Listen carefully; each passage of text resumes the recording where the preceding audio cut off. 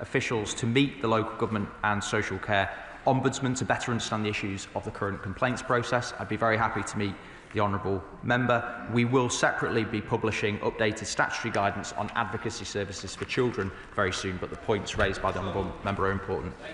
Speaker, the household income threshold for the maximum maintenance loan for students has not changed since 2008. If the threshold is not increased by 2028, a single-parent household working full-time for minimum wage, their child will not qualify for the full maintenance loan. What are we doing to end this scandal after 18 years and raise the quota? Minister. I thank my honourable friend for raising this important point. The government are focused on protecting support and increasing it for those who need it the most, Mr Speaker. That's why we're increasing loans in line with inflation, reintroducing maintenance grants and, crucially, something I'm very proud of, the Secretary of State recently announced, giving care experience students automatic access to the full loan entitlement. Gareth Bacon. A year ago, the Secretary of State dropped the statutory free speech complaint scheme from the Higher Education Freedom of Speech Act. According to a letter published in the Sunday Times from 370 academics, including 3 Nobel Prize winners, this has totally negated the whole point of the Act, thus imperiling freedom of speech on university campuses. When is the Secretary of State going to do something to correct this mistake? Mr Speaker, we as a government, and I am absolutely committed to freedom of speech and academic freedom. It was the Labour government that first enshrined freedom of expression into law through the Human Rights Act. I can't comment on what might or might not be considered for future legislation, but I will act, Mr Speaker, to protect freedom of speech and academic freedom, and we are considering options. Luke Charters. Speaker, children are entitled to 30 hours of free childcare from the term after they turn 9 months old, meaning that in practice some children are actually 13 months before they get the funding. Thank you to Mr P and my constituent Jolie Brearley for raising this. Will the Minister meet with me to see if we can fix this injustice? Minister. Thank you, Mr Speaker. I'd be delighted to meet with my friend and his constituent should he wish. As he knows, our record expansion of childcare means that more than 400,000 children benefited from additional childcare this September, and working families are saving up to £7,500 per year. I appreciate the concern he describes, but termly deadlines enable local authorities and childcare providers to better plan and ensure efficient early years places are available. Dame Caroline Downage. Speaker, there's growing evidence that smartphones in schools are harming behaviour, concentration and outcomes. But leaving it up to head teachers is just driving inconsistencies. Only 11% of senior schools have an effective mobile phone ban. Will the Secretary of State publish an assessment of the impact of a statutory ban of smartphones in schools? Minister. Thank her for a question. This government is completely clear and government guidance is completely clear that mobile phones have absolutely no place in schools at any point throughout the day, and obviously we continue to look closely to ensure that that is being enforced properly across the country.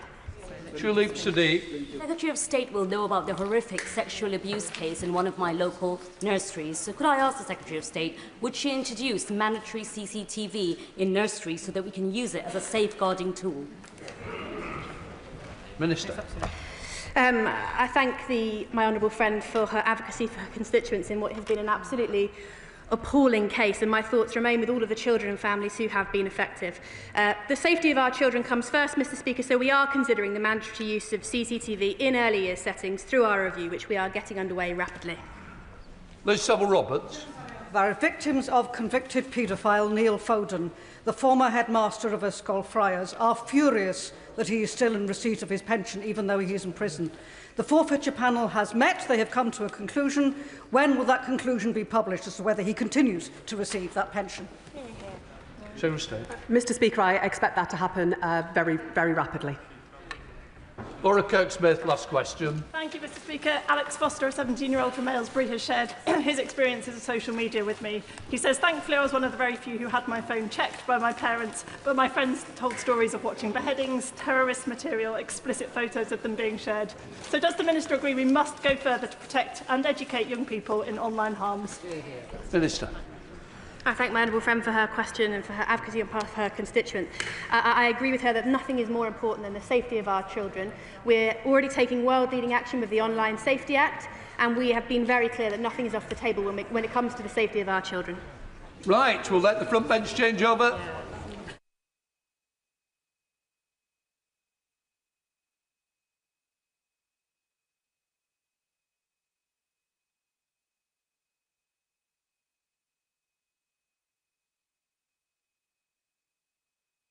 We now come to the urgent question. Shadow Chancellor Sir Melstride. To ask the Chancellor of the Exchequer if she will make a statement on the planned changes to business rates for the retail, hospitality and leisure sectors. Minister. Thank you, Mr. Speaker. Colleagues will have heard what the Prime Minister and the Chancellor have said on this matter in recent days. I'm not going to add further comments on the specifics at this question, and when there are further comments to be made, I'm sure they'll be made, Mr. Speaker, in the usual way. At the budget, the government announced a comprehensive set of reforms to business rates. We have created a new sustainable system with permanently lower multipliers for retail, hospitality and leisure businesses. Business rates are, in line with the usual timelines, revalued every 3 years, and new valuations, which were set in train by the previous government, come into effect in April of this year. It was right, Mr. Speaker, to support businesses during COVID. However, the previous government went into the election with plans to scrap the temporary support entirely in 2025, and if they had won re-election, they would have removed it overnight in April of last year. If the opposition had intended to extend the relief, then why did they not say so, and why was it not included in their forecasts or projections? We, on this side of the House, Mr. Speaker, have chosen a different path. We extended the support at a lower rate in 2025-26 and are slowly unwinding it over the coming 3 years with the help of £4.3 billion of transitional support. I think all members can agree that it isn't sustainable to have a £1.7 billion annual temporary COVID tax relief to still remain fully in place at the end of the decade. At the same time, Mr. Speaker, our reforms to rebalance the underlying Glad that someone is enjoying them. At the same time, Mr. Speaker, our reforms to rebalance the underlying design of the business rate system towards high street businesses will be implemented in April. These new lower tax rates for RHL businesses will be introduced for 750,000 businesses, funded by a higher rate on the most valuable properties, including online giants. This is worth almost £1 billion and means that smaller high street businesses will have a tax rate 25% lower than for businesses with the largest properties. This has been supported by a significant support package, as I said, worth £4.3 billion over the next 3 years. As a result, Mr. Speaker, over half of ratepayers will see their bills either flat or falling next year, and around a third of properties pay no business rates at all, as they receive 100% small business rates relief. I look forward to supplementary questions from the Shadow Chancellor and other members, and I look forward to seeing whether the Shadow Chancellor can keep a straight face, given he knows that his government never did enough for our high streets. 7,000 pubs were closed over the 14 years that they were in power. Shops were shuttered on high streets up and down the country.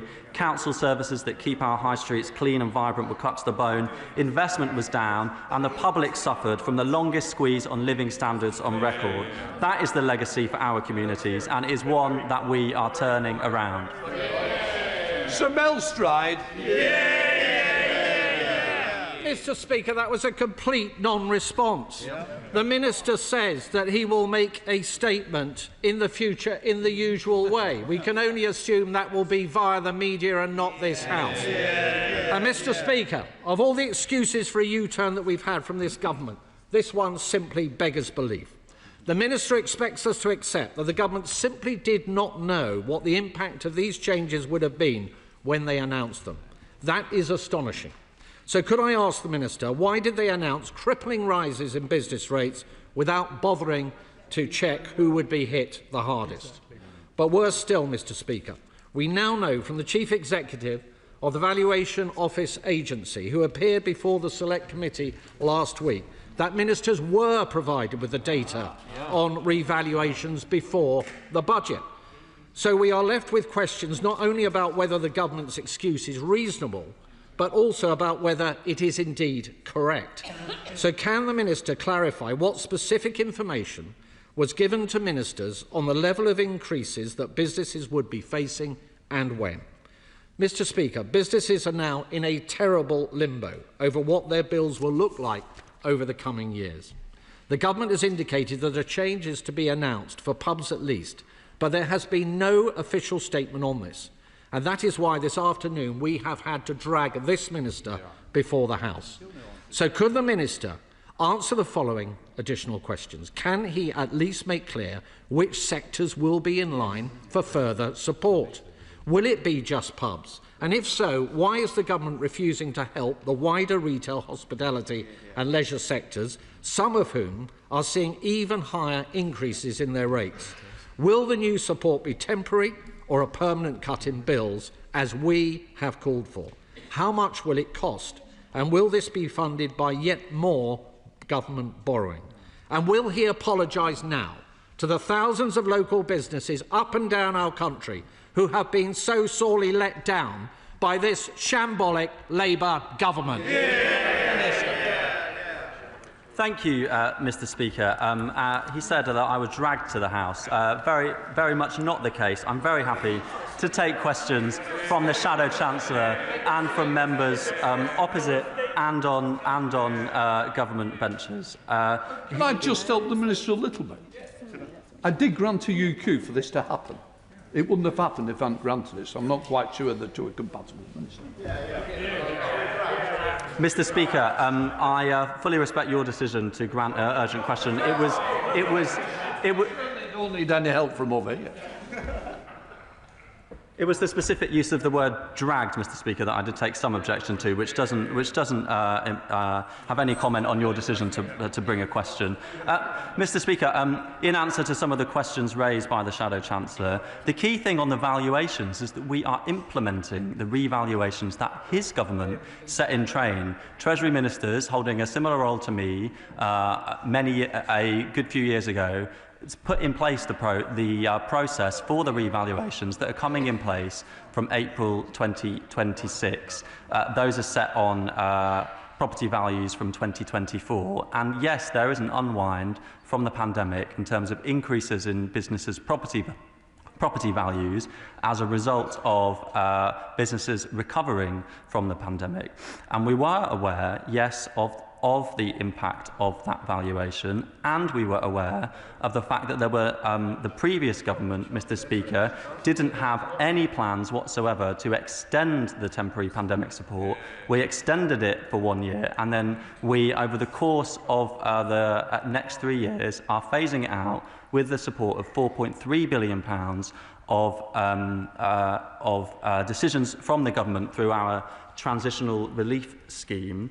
I'm not going to comment on speculation, Mr. Speaker, in this place and now, but what I will say, he refers to borrowing. Over the course of this Parliament, we're going to see the fastest reduction in borrowing of any G7 economy. Borrowing is set to fall in every single year of the forecast. Borrowing is set to fall in every single year of the forecast.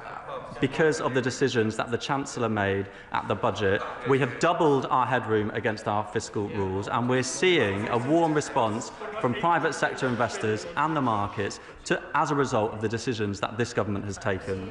Chair of the Select Committee, Dame Meg Hillier. Thank you, Mr. Speaker. Mr. Speaker, many pubs in my constituency of Hackney South and Shoreditch are seeing eye-watering increases in business rates. And we know from the Valuation Office Agency, which gave evidence to the Select Committee last week, that the formula that was used is the same formula that's been used for 20 years. So it should have been no surprise that this was going to happen. Yet we learned in that meeting, as the Shadow Chancellor said, that there are over 2,000 pubs with a doubling of their business rates. This government came in with a mission to transform business rates. The government inherited a part-way through valuation cycle. But regardless of what may or may not happen to the hospitality sector, where are the plans for reform of business rates in the medium to long term? I thank my honourable friend for her question and her leadership of the Treasury Select Committee. At the budget, we set out the first significant fundamental reform of the business rate system that we have ever seen. For the first time now, there is a very significant divergence in the tax rate paid by businesses on our high street and the very largest businesses, including those online giants. That means, Mr. Speaker, the tax rate is around 13 pence lower for those businesses than the largest ones. That's a 25% reduction. It cost around £1 billion, and that's a £1 billion reduction for those businesses on the high street, paid for by higher taxes on those who can most afford it. Daisy Cooper, Liberal Democrat spokesperson.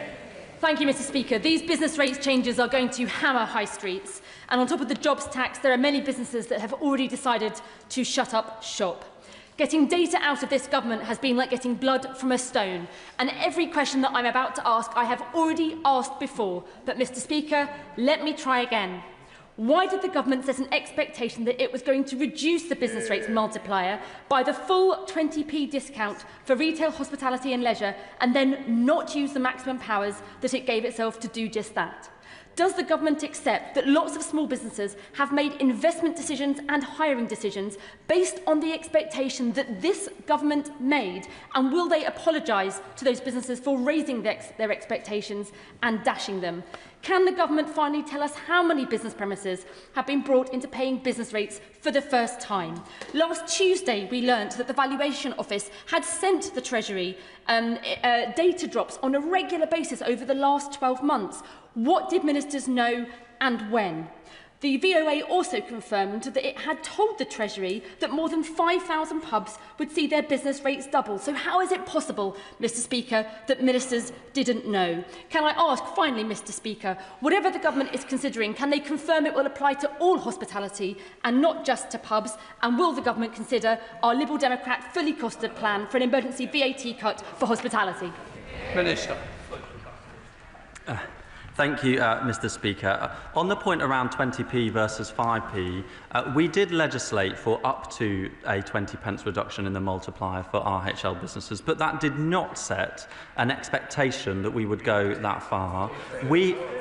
That sets the bounds within which the government could choose to operate, and we chose, as our first step on our significant reform to the business rate system, to reduce that multiplier by 5p, which reduces the taxes paid in total by RHL businesses, retail, hospitality and leisure, by almost £1 billion, and increases the tax take from those largest businesses by an equivalent amount.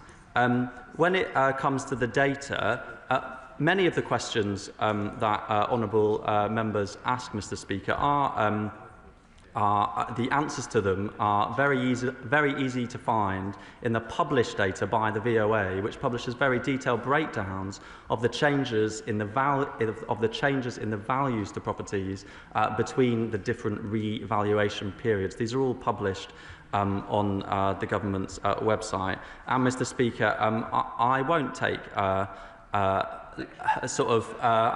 don't want to say lectures, but suggestions from members opposite in the Liberal Democrats on the issue of VAT. When they were in power, they chose, along with the Conservatives, to whack up VAT, a decision that pushed up inflation and added to the cost of living for people up and down the country. Thank you, Mr. Speaker. The £4 billion package announced in the budget is very welcome, but the manifesto commitment was to replace the business rate system, not tinker with it or subsidise it. Now, pubs alone are going to see bill increases of 4% this year, alongside VAT thresholds which are strangling hospitality businesses along the high street, on top of a tax compliance bill for small business of £25 billion, not least because HMRC doesn't answer 4 million phone calls a year. So can I repeat the question posed by the Chair of the Treasury Select Committee, which is, when is the government going to table comprehensive, radical reform that meets the test of the manifesto commitment? Minister.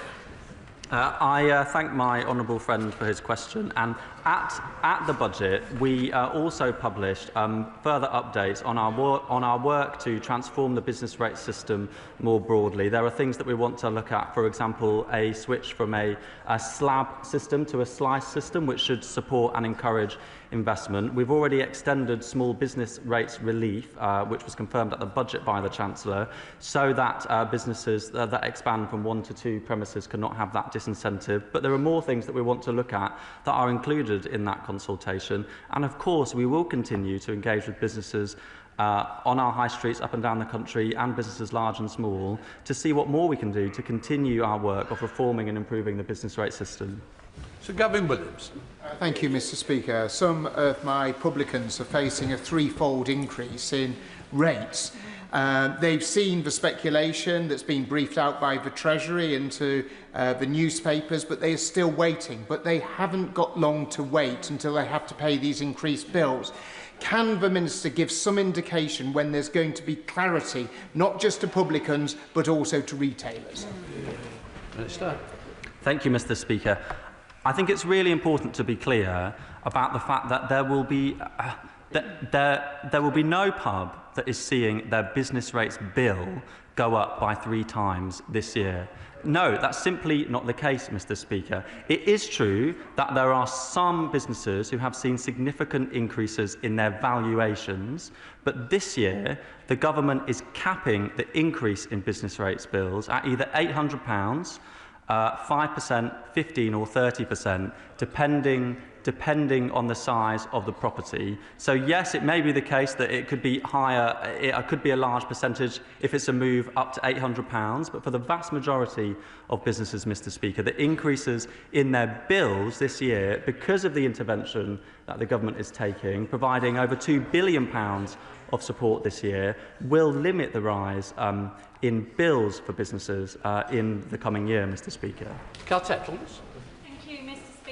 And I welcome noises from the department that there may be additional support for pubs, but it's not just pubs, it is all hospitality businesses, including music venues like Claptrap the Venue, Katie Fitzgerald in my constituency, are being massively impacted by the perfect storm of new VOA, end of COVID-related reliefs and rising energy costs. And I also just want to mention service-based industries as well, hair salons, beauty, indoor play. They've got limited opportunities to claim back VAT as labour is the highest cost in those businesses. So please, when you're considering any additional support measures to hospitality, please can all businesses be included in that?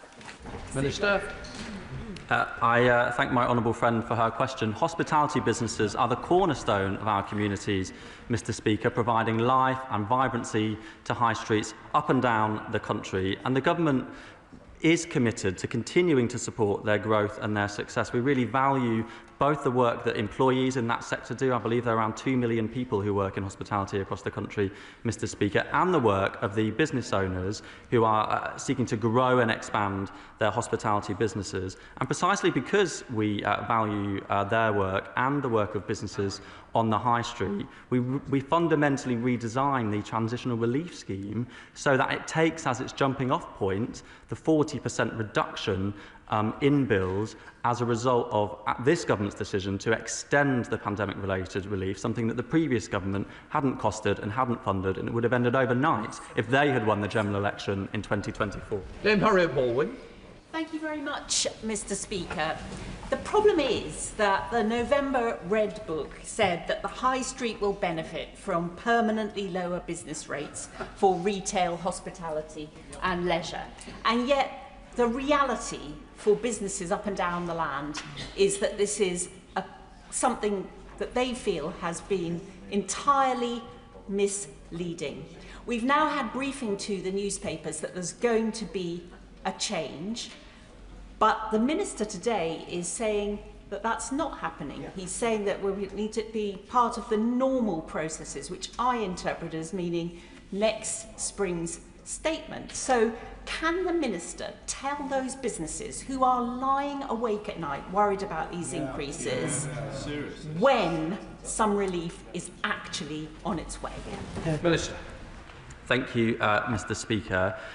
The changes at the budget did lead to a reduction in the tax rate paid by businesses on the high street as a result of the reforms that this government have brought in. We've been very clear about the need to start the work to rebalance the business rate system to support our high streets. And yes, it is the case that because the pandemic relief is being unwound over the course of the coming years, something that the previous government would have done overnight in 2025 if they'd have won the general election, and because of the increase in business rate values, because we're now coming out of the pandemic, there are some businesses seeing increases in their bills, and that's why we've capped those increases significantly this year and over the coming 3 years, providing £4 billion of support. And on the specific point in terms of updates in the usual way, it is of course possible, Mr Speaker, for ministers to make statements in the House. Toby Perkins. Very much indeed, Mr Speaker. My honourable friend's absolutely right to say that the party opposite has no credibility on this. Of course we know that if they had won the election, we either would have seen these increases quicker or the black hole would have been even bigger, would have been one or the other. But nonetheless, it is true that there are many pubs that are really concerned and are under the impression that further help is coming. So they are trying to make accounting decisions right now. Can he say any more about whether they are going to be seeing exactly the bills that they expect right now, or will further help be coming before April? Minister. I am grateful to my honourable friend for making the very important point that the previous government didn't have any plans to continue to extend the pandemic support. And on his other question, I am not going to comment today, Mr Speaker, on the speculation. He and others can see the words that the Prime Minister and the Chancellor have said about this at this dispatch box and in various media interviews. I don't have more to say on that. Bobby Dean. Mr Speaker, as already been mentioned, in the Labour manifesto they committed to reforming the business rate system, and in the Red Book for the budget they talked about permanently lower business rates for retail, hospitality and leisure. Now, if you're a business owner, that gives you the impression that your bills are going to be lower.